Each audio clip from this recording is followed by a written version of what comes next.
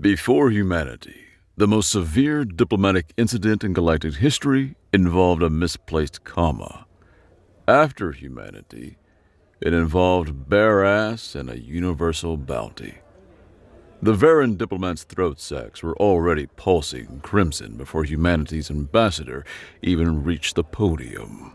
And so, in the spirit of mutual cooperation and with great hope for the future, Earth formally requests... Request! Counselor Alex's interruption crackled like a whip through the assembly hall. Your species still believes fire is a significant technological achievement. You've barely mastered faster-than-light travel, and only because you stumbled upon derelict Proximan technology. 30% of your planet's population still thinks your world is flat. Actually, it's closer to 2%, Ambassador Charleston corrected politely. Though I understand the confusion. They're very loud on social media. The diplomatic assembly was broadcast all through the galaxy. Everyone waited to see if humanity would be welcome amongst the great galactic powers. Down in the bowels of Trade Station 9, approximately 20 light minutes from the fancy diplomatic chambers, Kessler's Cantina was experiencing its own form of interspecies communication. So there I am.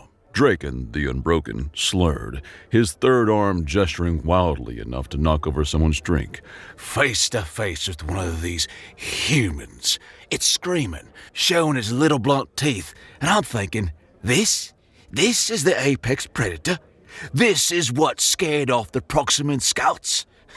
The Mercenary's audience, a mix of rookie bounty hunters, off-duty freight runners, and one very lost wedding party, leaned in with morbid fascination. It threw a chair at me. Draken continued, his voice dropping to a dramatic whisper. Not a stun chair, not even a smart chair with targeting systems, just wood and metal. The same caveman building materials those idiots been using for centuries. Everyone looked horrified.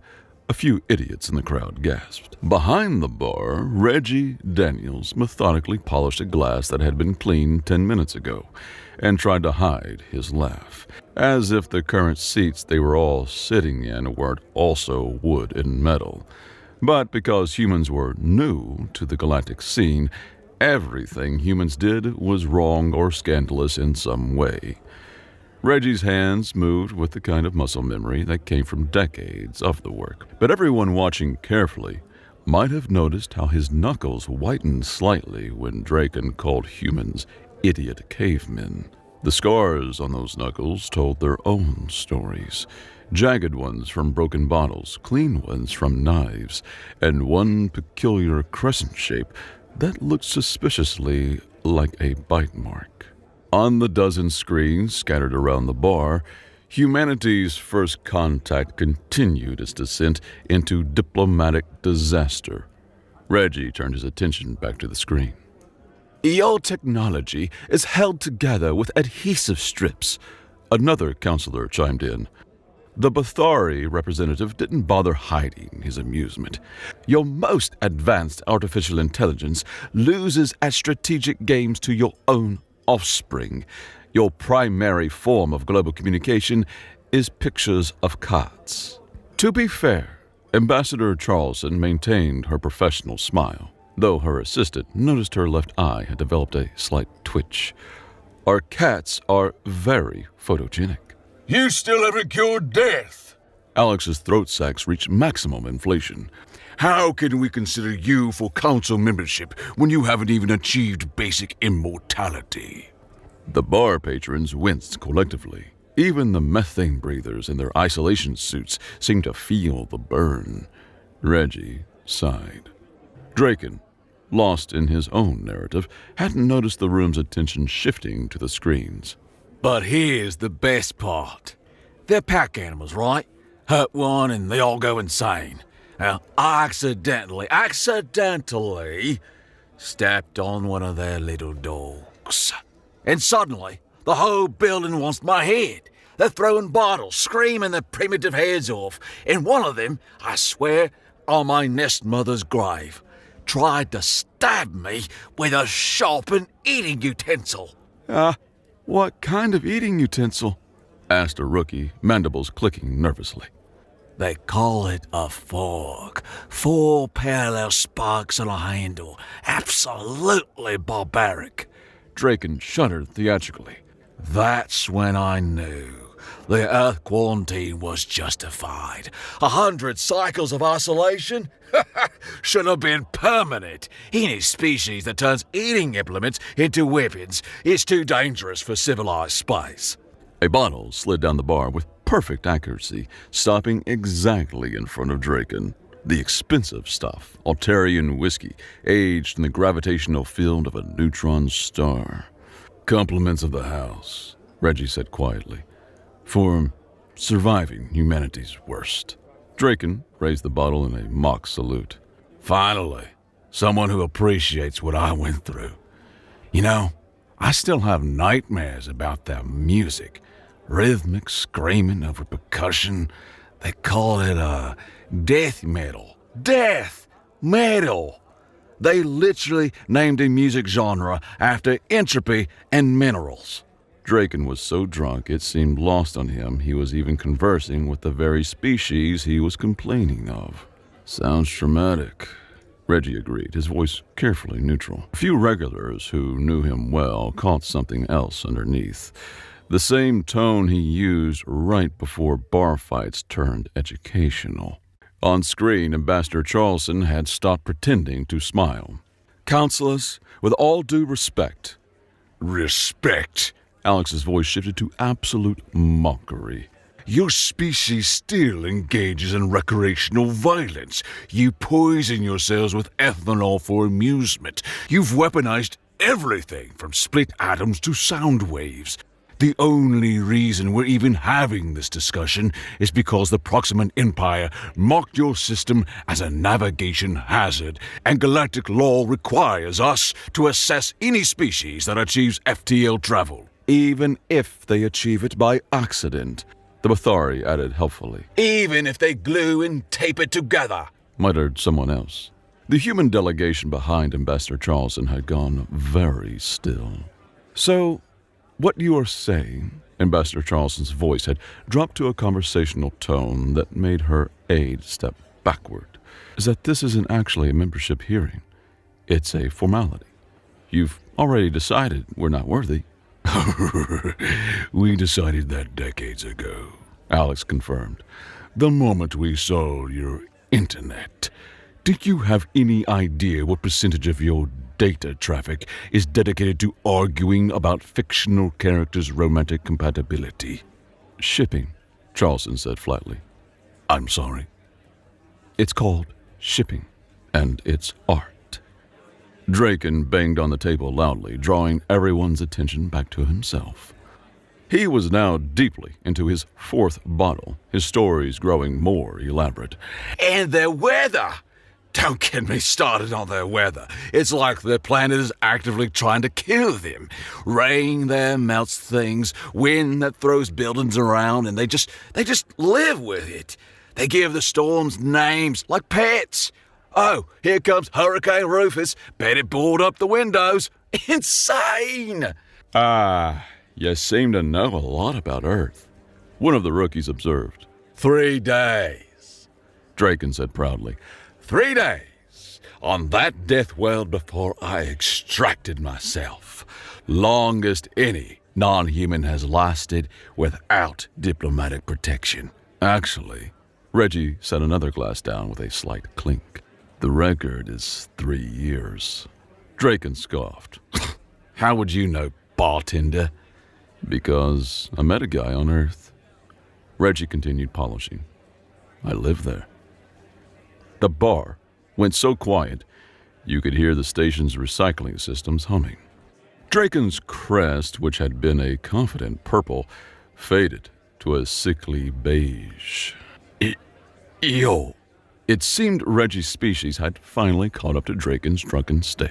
Human, born in Detroit, learned bartending in Dublin, did a stint in Neo-Tokyo before coming out here. Reggie set down his glass. Draken, unwilling to be put down, glared at Reggie. And you think that makes you special, doesn't it? You learned how to pour a damn drink. Good for you. Reggie leaned over the counter toward Draken, meeting his eyes directly with quiet rage. Seems like you're enjoying it, eh? Draken spat at Reggie. Reggie barely dodged the wad of spit that came flying at him. Get your ugly, yellow, no-good keister out of my goddamn bar. You're cut off, and I'm taking the keys to your transport ship. Draken growled with anger. You can't do that! You can't do that! This isn't a human bar! It sure as hell is now, with a human running it, Reggie shouted. Everyone's attention swiveled wildly from the escalated altercation between Reggie and Draken and the council meeting on screen. Ambassador Charleston had stood up. Counselors, she said, walking toward the central holo projector. I want to thank you for this illuminating experience. Earth came here in good faith, hoping to join a community of equals. Instead, we found a bunch of xenophobic assholes who judge species by their history and their alcohol tolerance. Ambassador! Alex's sax pulsed warning patterns. You will return to your seat immediately. No, Charleston said simply. I don't think I will. She looked directly into the primary broadcast camera, the one streaming to quintillions of beings across known space, the one that would make this moment history. Slowly, deliberately, with the grace of a ballet dancer and the timing of a stand-up comedian, Ambassador Sally Charleston raised her middle finger to the Galactic Council. The gesture was universal. Even species without fingers understood it. But wait, Charleston added conversationally, still maintaining eye contact with the camera. There's more.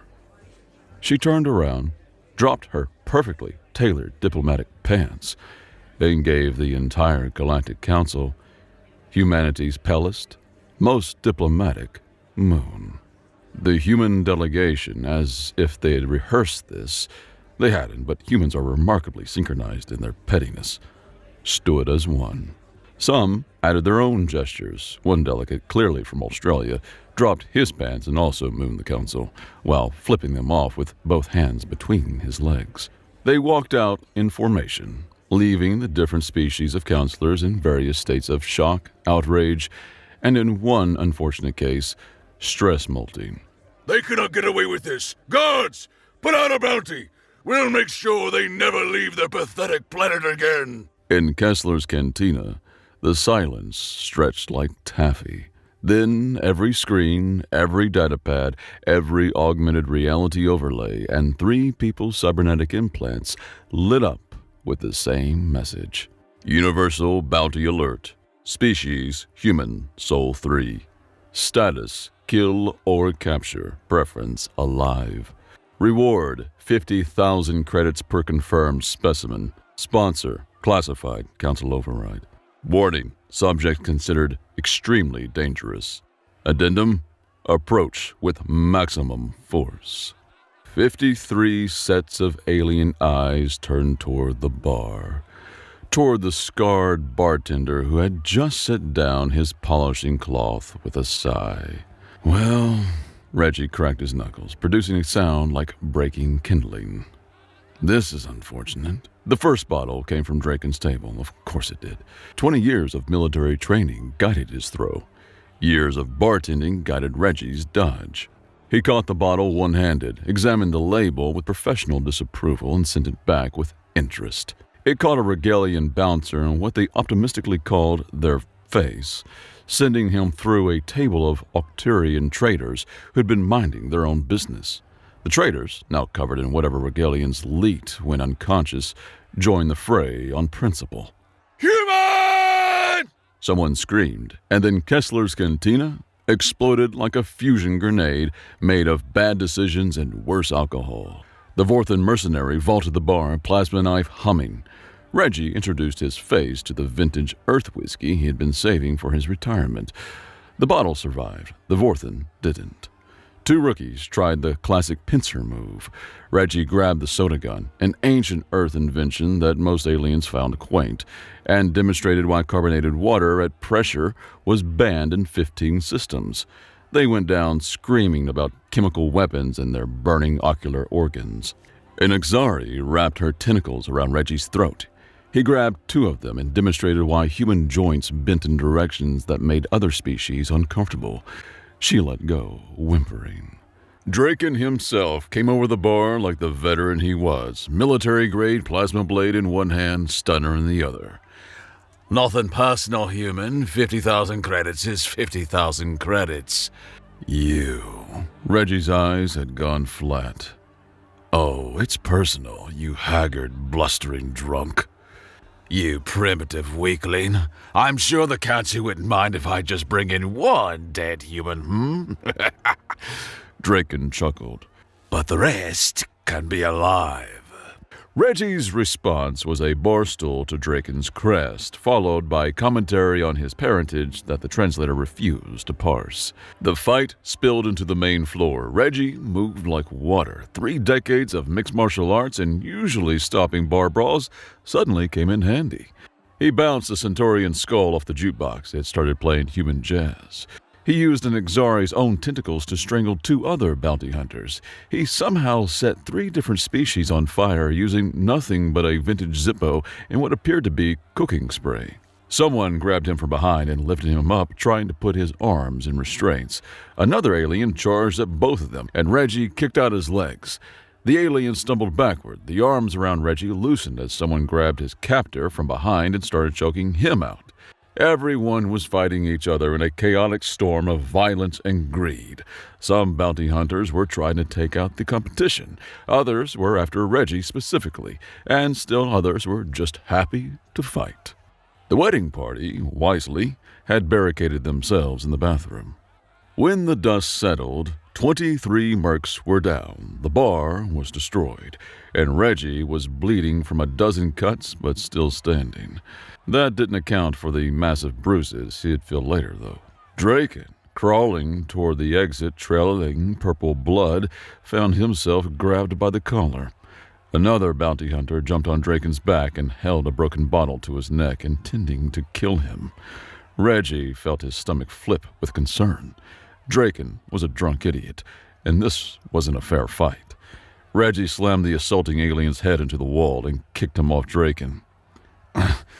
Bounty? Draken gasped. Fuck your bounty. Reggie dragged him towards the service tunnels. No. Behind you. The bounty hunters, Draken warned. Reggie looked behind him to see reinforcements entering the bar. Shit. He grabbed Draken by the collar and lifted him up, dragging him toward the back rooms of the bar. Come on, we gotta go. Why? Draken's military mind couldn't process this. Why save me? Because, Reggie grunted, shoving the larger alien into a maintenance shaft. Unlike you, humans don't leave the wounded behind, even the dumb ones. They tumbled into darkness as sirens wailed above. The maintenance tunnels of Trade Station 9 were a testament to lowest bidder construction, cramped, purely lit, and inexplicably humid. This is insane. Draken wheezed as they crawled through 40 years of accumulated grime. You're insane. Your entire species is insane. I just saw human buttocks on live broadcast. Reggie chuckled. Consider yourself lucky. By the void, Draken started hyperventilating. You're insane. He repeated it again, which Reggie thought was rude. Yeah, probably. Reggie checked his wounds. But we're consistently insane, which is almost like being sane if you squint. That makes no sense. Welcome to humanity, buddy. Nothing makes sense, everything's made up, and the points don't matter. He produced a flask, and Reggie saw no reason to break tradition. Want some? Draken accepted the flask, took a drink, and immediately regretted every life choice that had led up to this moment. This is industrial solvent. Kentucky bourbon, though I understand the confusion. Reggie grinned, and Draken noticed for the first time that human canines were unnecessarily sharp for omnivores. So, want to see what Earth is really like? What? Every bounty hunter in 3 systems is about to descend on this station. Earth is about 4 jumps from here if we steal something fast. I know people who can hide you until this blows over. Why would you?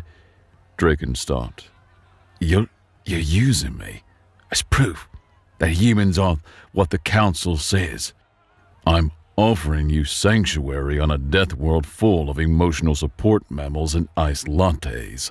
Reggie was already moving deeper into the tunnels. Whether that's using you or saving you probably depends on your perspective. Besides, I need your transport ship. They'll have confiscated mine already. Draken groaned.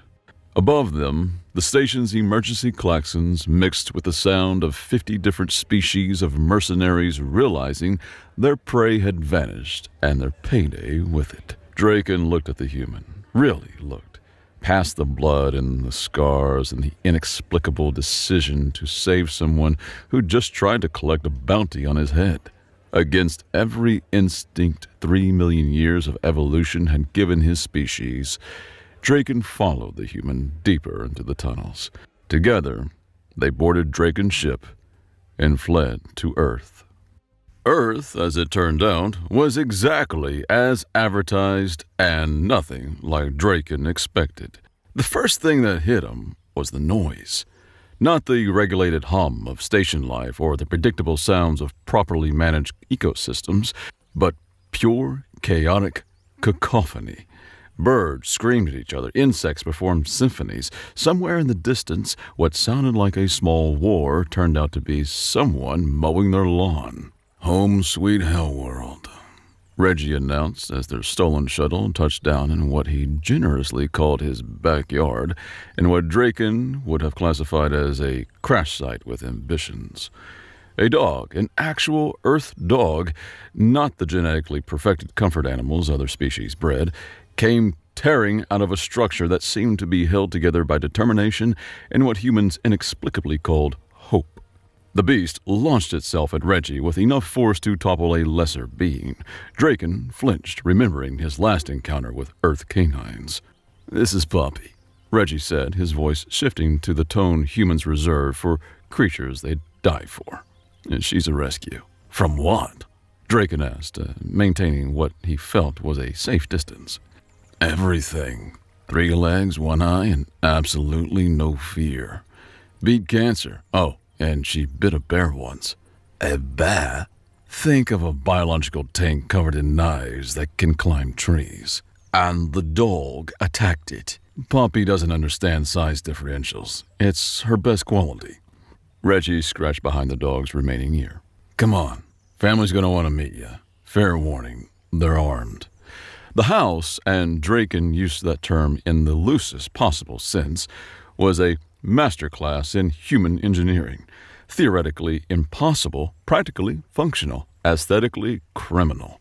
Solar panels sat next to what looked like a small nuclear reactor. The garden grew earth vegetables next to plants Draken recognized as being from 12 different star systems, all of which required completely different atmospheric conditions to survive. "How?" "Grandma," Reggie said, as if invoking an elder god. "She got bored after the suburban war of '89. The what?" HOA tried to tell her that her garden gnomes were aggressively non-compliant. She disagreed, with extreme prejudice. Grandma Chip turned out to be 5 feet 2 inches of concentrated chaos in a floral print dress that had seen better days. She was on the roof, welding something to what Draken's military training identified as an anti-orbital defense cannon. "Reggie!" She called down an accented galactic standard that sounded like she'd learned it specifically to insult people in multiple languages. "You bring a friend? Good. Tell him not to touch the tulips. They're armed." "The flowers are armed?" Draken asked weakly. "Everything's armed," said a woman emerging from the house in what appeared to be a home-built mech suit constructed primarily from car parts and spite. "It's Earth. Even the butterflies are probably plotting something." She extended a mechanical hand that could have crushed steel. "I'm Sally. You must be the asshole who stepped on a dog." "I'm never living that down, am I?" "On Earth, We hold grudges about tea taxation from 3 centuries ago, so no, probably not. The neighbors, apparently alerted by some invisible human network that predicated galactic communication, began appearing like extremely friendly zombies. The Johnsons from next door brought what they claimed was a casserole, but looked like someone had declared war on nutrition and won. The Padilla family offered drinks that glowed with what was either bioluminescence or radiation. Someone fired up a barbecue. Apparently humans had invented dozens of ways to burn meat and call it cuisine. Oh, this is insane. Draken muttered, watching a small human child chase Poppy with what his combat recognition software identified as a military-grade stun baton. That's little Tot, Sally explained. He's practicing for school's conflict resolution club. Your schools teach combat? Only on Mondays. Wednesdays are for agriculture. Thursdays are for therapy. Draken couldn't tell if she was joking. The terrifying part was that with humans, she might not be. Look closer, Reggie suggested, handing him what humans called beer, but what Draken's chemical sensors identified as a mild neurotoxin. So Draken looked. Past the chaos, past the impossible architecture and the casually weaponized everything, he saw something else. The Johnsons and Padillas were arguing about something called cricket versus baseball. Apparently, humans had invented multiple ways to hit balls with sticks and had opinions about it. But they were sharing food while they did it. Grandma Chip had climbed down to help a neighbor fix their hover car, muttering about kids these days, despite the neighbor being at least 60 Earth years old. Sally had shed the mech suit to teach little Tot the proper way to disarm someone twice his size. We fight, Reggie said quietly. We argue. We do stupid things like moon the Galactic Council on live broadcast. But when it matters, when someone comes for one of us, he didn't need to finish. Draken had fought in enough wars to recognize the thing humans called community. He had just never seen it weaponized before. The bounty's still active, Draken pointed out. They'll come here. Let them. Grandma Chip had appeared with a disturbing stealth common to human elderly and apex predators. I haven't had good target practice since the Homeowners Association tried to fine me for my aesthetically non-compliant lawn flamingos. What happened to HOI? We don't talk about the HOA, everyone said in unison. Draken was beginning to understand that human history was 50% things they were proud of and 50% things they had agreed never to mention again. 3 days later, the bounty hunters came. The Crimson Echo Mercenary Company, best in the sector, according to their advertising, and adequate, according to their Yelp reviews, descended on Reggie's neighborhood with adequate military professionalism and absolutely no understanding of suburban warfare. Their first mistake was landing on the Johnsons' lawn. Their second was assuming the Beware of Dog sign was about Poppy and not the half-feral Rottweiler named Mr. Piddles. Their third was everything that happened after. Grandma Chip's opening salvo took out their communications array, their shields, and their confidence in the natural order of the universe. The garden hose she was holding turned out to be camouflage for something that violated at least 3 galactic weapons treaties. Suppressing fire! She cackled with the kind of joy usually reserved for grandchildren in war crimes. The neighborhood exploded into action with the coordination of people who'd apparently been waiting their entire lives for this exact scenario. Sally's mech suit, now painted in what she called suburban camouflage, beige with hints of existential dread, burst from the garage, laying down covering fire. The Padilla's decorative water feature revealed itself to be a moat filled with something that violated the Geneva Convention's suggestions about chemical weapons. The Johnson kids had apparently been training for this since birth, turning their backyard into a maze of traps that would make a Viet Cong general weep with professional pride. Mr. Peterson, from 2 houses down, emerged with what looked like a riding lawnmower that had been crossbred with a tank. He was wearing his bathrobe and house slippers because psychological warfare is about sending messages. Draken, caught between horror and admiration, found himself back-to-back with Reggie in the living room, which had become command central for the most terrifying neighborhood watch in galactic history. This is your defense plan? He shouted over the sound of what was either fireworks or artillery. Plan? Reggie peeked around the corner, put 3 shots center mass into a Vorthan commando with a weapon that appeared to be held together with duct tape and prayer. This is just a normal day. You should see what happens when someone parks in front of Mrs. Robertson's driveway. A Merc crashed through the window. Poppy, all 30 pounds of 3-legged fury, latched onto somewhere unfortunate. The Merc crashed back out, hitting notes only dogs could hear. Good girl. Reggie called. Poppy, disengage. He's had enough. The dog reluctantly let go, tail wagging with the satisfaction of a job well done. Outside, the battle had turned into what humans would later call the lawn incident, and what the Crimson Echo would call the reason we don't take Earth contracts anymore. A Bathari commando tried to flank through the Padilla's backyard and discovered why Miss Padilla's tomatoes had won the county fair 12 years running. The plants were carnivorous, aggressive, and had opinions about trespassers. 2 rookies attempt to breach the Johnson house and met the twins, 8-year-olds who had been raised on a steady diet of action movies and tactical planning. They never stood a chance. The Merc commander, watching his elite unit get systematically dismantled by Surbanites in house clothes, made the fatal error of targeting Grandma Chip directly. She caught his plasma bolt in a pot lid she'd grabbed from somewhere, deflected it into his dropship's fuel tank, and followed up with something in Mandarin that made Reggie wince. What did she say? Draken asked. Trust me, you don't want to know, but it involved his ancestry, his reproductive capabilities, and creative suggestions for both. When the smoke cleared, literally, Mrs. Roberts had brought out something she called patriotic fireworks that were definitely not legal in this system. 24 of the sector's best mercenaries were down. The neighborhood was somehow mostly intact, and Grandma Chip was complaining about damage to her roses. So, Draken said, surveying the carnage, this is Earth.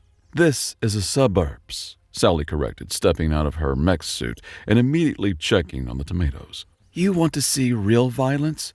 You should see Black Friday at the shopping mall. Black Friday? Annual religious ceremony where humans compete for material goods using ritual combat. Again, Draken couldn't tell if she was joking.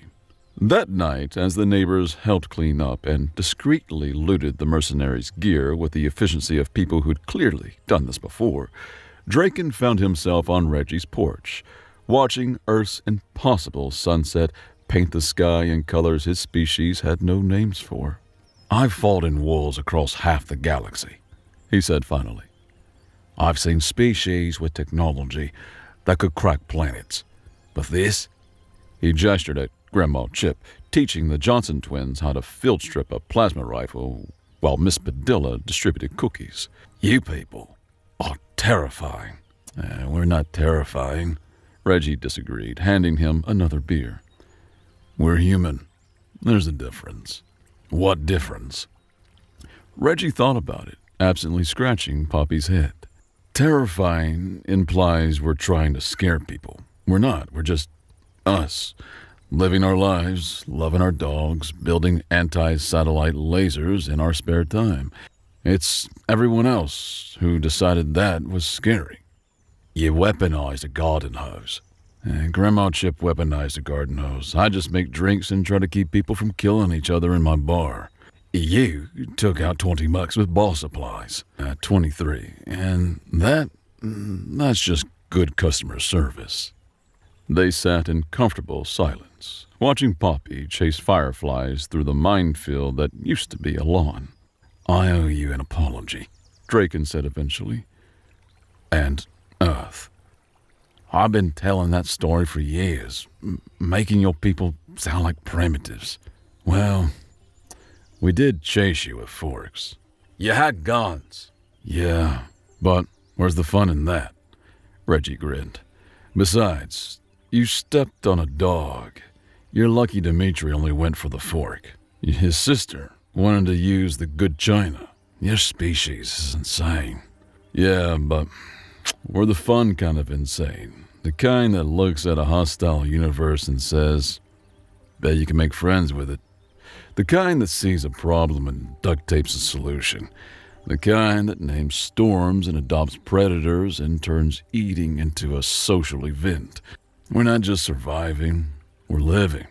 Messily, chaotically, but fully. The bounty's not going to go away, Draken pointed out. Neither is the Council's fear of humanity. Today was just the beginning. I know. Reggie's expression grew serious. Question is, what are you going to do about it? Me? You've seen us now, the real us. Not the scary stories or the diplomatic disasters, but he waved at his grandmother, who was now showing the neighborhood kids how to turn household chemicals into something that definitely wasn't legal. This beautiful mess. So, I ask again, what are you going to do? Draken thought about his reputation, his career, his species' comfortable assumptions about humans. Then he thought about Poppy and Grandma Chip and neighbors who'd fight alien mercenaries to defend each other's tomatoes. I know some people, he said slowly, in the council. Old war buddies who owe me favors. If humanity had a sponsor, someone to vouch for them, that's a big risk for you. Yeah, well, Draken looked at the human who had saved his life after he had tried to collect a bounty on him. Humans aren't the only ones capable of doing stupid things for the right reasons. Now you're getting it. Reggie raised his beer. Welcome to humanity, brother. It's going to be a weird ride. The Second Galactic Council Summit was held on Neutral Station Zero, a derelict hulk in dead space chosen specifically because it was too worthless for anyone to fight over and too isolated for anyone to escape from when things went wrong, which, given that humans were involved, was considered inevitable. They'll moon us again, Counselor Alex predicted, his throat sacs already pre-inflated with indignation. or worse. I've seen the combat footage from Earth. There's savages with nuclear weapons, Another counselor muttered. And dogs, Added a third, shuddering. have you seen what they call good boys? They're pack predators that humans taught to love them. They're either brilliant or terrifying. Both, suggested someone who had clearly done their homework. Draken stood at the podium, feeling the weight of 100 species' expectations and the uncomfortable formal robes that all looked like someone who had described fashion secondhand to someone who hated joy. Behind him, Reggie waited with the human delegation. Not diplomats this time, just regular people. A teacher who had volunteered because someone needs to explain Common Core math to the universe. A mechanic who had fixed the shuttle on the way over using what appeared to be hope and zip ties. A farmer who had brought back snacks. Grandma Chip, who had somehow smuggled a purse full of necessities past security. The necessities turned out to be smoke bombs, hard candies, and photos of her grandchildren. And Poppy, who had been registered as an emotional support companion through a loophole in galactic law that no one had thought to close because no one had expected humans. Honored counselors, Draken began, trying not to think about how Grandma Chip was already eyeing the nearest exit. I stand before you as sponsor for humanity, invoking the right of advocacy. Murmurs rippled through the assembly like someone had thrown a stone into a pond of sentient anxiety. The rite was ancient, dating back to when the first species had achieved spaceflight and immediately started arguing about parking spaces. A member species could vouch for a new one, sharing in their glory or their shame. It hadn't been used in 3 centuries, mostly because no one wanted that kind of responsibility. You? Alex's throat sacs achieved what medical professionals would later describe as anatomically improbable inflation. The great Dracon the Unbroken. Terror of the Outer Rings, scourge of the Proximan rebels, vouching for these humans, Dracon said firmly. Yes, I've fought them. I've lived among them. I've seen them at their worst and their best. And I tell you now, we need them. They're unstable! Someone shouted from the back. They're adaptable, Dracon countered. When the Proximan Plague hit Colony 7, who developed the cure? Humans, using something they call folk medicine and spite. They're violent! They're protective. They'll fight to defend their pack, and once you're in their pack, they'll die for you. How many species here can say the same? They flipped off the entire council! You spent 20 minutes insulting their planet, their technology, and their internet. You're lucky all they did was show you their least flattering angle. Alex's colors shifted through spectrums of outrage. They're chaos incarnate! Yes! Dracon agreed enthusiastically. And that's exactly why we need them. Counselors, look around. Look at what we've become. 500 species, all following the same rules, the same patterns, the same predictable paths. We've achieved order. Congratulations. We've also achieved stagnation. He paused, letting that sink in. Humans are chaos, but chaos isn't always bad. Chaos is innovation. It's creativity. It's looking at the universe's rules and saying, that's nice, but what if we tried it this way instead? It's turning garden hoses into weapons and dogs into family. It's naming storms and adopting predators and somehow growing incompatible plants in the same garden through sheer, stubborn refusal to accept impossibility. Pretty sure the tomatoes are actually sentient, Reggie muttered behind him.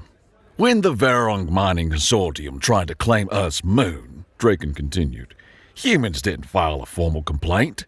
They didn't request arbitration. They duct-taped rocket engines to asteroids and played what they called cosmic billiards until the consortium decided that maybe they didn't want the moon that badly after all. Several counselors looked ill. The Veron representative looked like he was reconsidering several life choices. When the Bathari Empire demanded Earth's cultural databases, humans didn't negotiate. They sent them their entire internet, unfiltered. The Empire's AI systems are still trying to understand what a meme is and why humans find them significant. The military intelligence network crashed trying to decode something called emoji. That was psychological warfare! The Bathari representative protested. That was normal. Grandma Chip interjected, then looked innocent when everyone stared at her. We don't need humanity because they're perfect, Dracon said, bringing it home. We need them because they're not. Because they'll question us, challenge us, make us uncomfortable. Because they'll moon tyrants and fight for dogs and somehow convince warrior races that their elderly grandmother is the most dangerous person in the room. She is, several humans said in unison. We need them because they're the only species crazy enough to look at an impossible universe and say, hold my beer. I want to try something. We need them, because in the galaxy of order, they're the beautiful, chaotic, duct tape and determination reminder that sometimes the best solution isn't the logical one, it's the human one. Silence descended on the assembly like a confused blanket. Then, from the back, Did they really bring a dog? Poppy, as if on cue, barked. It wasn't an aggressive bark. It was the bark of a three-legged, one-eyed survivor who'd been rescued from certain death and given a silly name and all the love a chaotic species could offer. It was the bark of Earth in canine form. Broken but not beaten, scarred but not scared, technically disadvantaged but emotionally unstoppable. The assembly erupted, some in outrage, some in laughter, most in the kind of confused noise that happened when 500 species tried to process something outside their experience. And in that chaos, that beautiful, unplanned, distinctly human chaos, everything went wrong in exactly the right way. The Veron assassin had been patient. Weeks of planning, bribes, and surgical alteration had gotten him this far. The chaos of the dog was perfect cover. His target wasn't the humans. It was Counselor Meridian, the only one who had discovered the truth about the pre-planned bounty. The Varens had come prepared. This wasn't a spontaneous reaction to humanity's diplomatic middle finger. This was a trap years in the making. They'd seen humanity's chaotic rise, their refusal to follow galactic norms, their tendency to solve problems with solutions that made other species nervous. Earth was a threat to the established order, and the Varons had invested too much in that order to let humans upset it. The bounty had been pre-written, waiting in the system like a loaded weapon. All they'd needed was an excuse to pull the trigger. The mooning had been perfect, shocking enough to justify extreme measures, memorable enough that no one would question the response. Now, with Meridian about to expose the conspiracy, they needed her gone. The assassin moved through the crowd, weapon charging silently. His cover was perfect, just another aid in the chaos of the assembly. Reggie saw him first. Not the weapon. Anyone could spot that if you were looking. He saw the walk, the purposeful stride of someone about to do violence in a room full of bystanders. The way crowds unconsciously parted for predators. 23 years of bar fights had taught him that violence had a rhythm, and this asshole was out of tune. Gone! Reggie shouted, already moving. The assassin fired. Reggie tackled Counselor Meridian, taking the plasma bolt in the shoulder. They hit the ground hard, Reggie's body shielding the insectoid diplomat whose species had never evolved for violence. Grandma Chip's purse turned out to contain more than smoke bombs.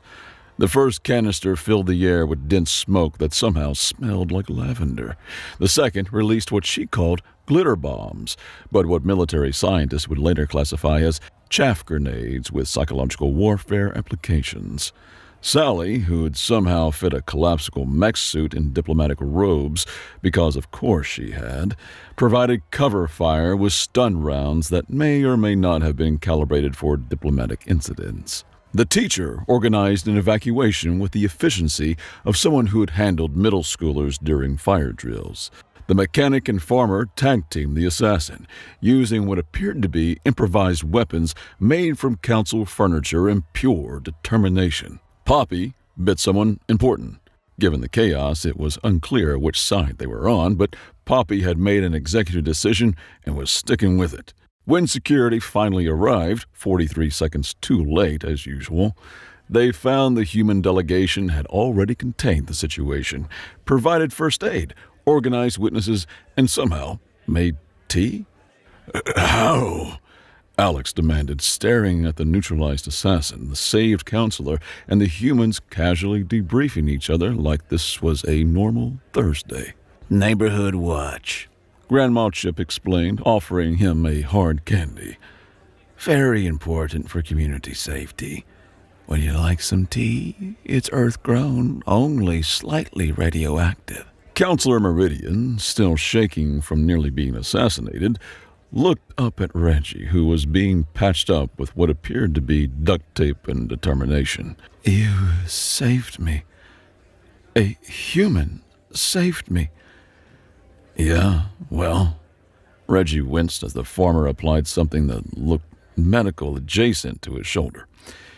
You seem like you were having a bad day. But the bounty, your species, I voted against human membership. So? The farmer finished his field dressing with the experience of someone who had dealt with farming equipment in teenagers. Just because someone's wrong doesn't mean they deserve to die. That's not how neighbors work. I'm not your neighbor. I'm not even in your star system. Everyone's a neighbor if you zoom out enough, the teacher said philosophically. It's just a matter of perspective. Meridian's compound eyes tried to process this. The Verons, they planned this. The bounty was already in the system. They were waiting for an excuse. Yeah, we figured, Reggie said. Humans are real good at pattern recognition, especially patterns that look like someone's trying to screw us over. You knew? Suspected, but suspicion's not proof. Thanks for confirming it, though. The council reconvened an hour later. After security had swept the station, the glitter had been mostly cleaned up. It would never be completely gone. Grandma Chip's glitter was as permanent as human stubbornness, and someone had explained to Poppy that not everyone wanted to be friends. The vote, when it came, wasn't unanimous. Alex held out until the end, his throat sacs deflating only when it became clear that opposing humanity now meant opposing the counselor they'd just saved. But it was decisive. Humanity was welcomed into the galactic community not as subjects or vassals, but as equals. The bounty was lifted. The Veron conspiracy was exposed, leading to what diplomats would later call the most satisfying perp walk in galactic history. And if some counselors noticed that their decision had been influenced by equal parts admiration, gratitude, and healthy fear of what humans might do if pushed, well, that was just democracy in action. One condition, Alex said, his colors shifting to reluctant acceptance. The dog stays on Earth. Actually, Counselor Meridian spoke up, I was hoping, that is, if it's acceptable, might Poppy visit sometimes for diplomatic purposes. Poppy barked approval. She says yes, Reggie translated, but, you have to provide treats. And so humanity entered the galactic stage, not with fanfare or ceremony, but with a three-legged dog, duct tape diplomacy, and the universe's newest understanding that sometimes the best solutions came from the species crazy enough to moon their problems and then fix them with garden hoses and determination. Kessler's Cantina had been rebuilt again. The same dive bar aesthetic, but with better structural integrity, blast-resistant windows, and a prominent sign reading, "We reserve the right to refuse service to anyone." Draken sat in his old booth, watching the news feeds. Exhausting, He said, shaking his head. Yesterday they asked me to explain why humans say bless you when someone sneezes. I told them it was to prevent soul escape. They believed me. Is it not? Reggie asked with a grin that didn't quite reach his eyes. It took me a year to realize that's not the point, Draken admitted, swirling the bourbon in his glass. You don't have answers for the universe's mysteries. You just have traditions, little rituals for kindness to get you through the dark. You haven't cured death, so you've perfected the art of living with it. He looked up from his drink, his gaze meeting Reggie's in the mirror behind the bar. The rest of the galaxy was so busy trying to live forever, they forgot how to live at all. On the main screen, a news report showed the Varan homeworld. After the Council's sanctions, their rigid top-down society had collapsed into a famine and civil war. But the ships arriving weren't warships. They were a fleet of mismatched, cobbled-together freighters bearing Earth's flag alongside dozens of others. They were delivering doctors, engineers, and what the human coordinators called a stupid amount of emergency rations. A grizzled human woman, Grandma Chip, of course, was directing the offloading, arguing in fluent Varan with a local official about the proper way to set up a soup kitchen. The galaxy called it the Humanitarian Initiative. Reggie called it duct tape diplomacy. This was humanity's true conquest. They didn't win their place among the stars with warships or threats, but with casseroles and chaos, with a stubborn refusal to leave anyone behind. They hadn't just been accepted into the galaxy, they had remade it in their own image. They took a silent, orderly, sterile universe and filled it with noise, with art, with arguments about pineapple and pizza, with neighborhood watches that spanned star systems, and with hope. The Council had feared their mortality, but humanity taught them that a finite life is what gives it meaning. They had mocked their primitive technology, but humanity showed them that the most powerful tool is a stubborn mind that refuses to accept the word impossible. They had called them chaos, and humanity had proved them right. It was the chaos of a wildfire clearing out dead wood, the chaos of a thunderstorm breaking a drought, the chaos of a heart starting to beat again in a chest that had long been silent. The galaxy didn't need another ancient orderly race. It needed a jolt of beautiful, messy, indomitable life. It needed its soul back. And somewhere on Neutral Station Zero, a three-legged, one-eyed dog named Poppy was curled up at the feet of Counselor Meridian, officially registered not as a pet, but as a therapeutic asset for galactic stability. Because, in the end, humanity's greatest gift to the cosmos wasn't a technology or a philosophy, it was a reminder that even in the cold, unforgiving vacuum of space, there was nothing that couldn't be improved with a little bit of warmth, a lot of love, and a good dog.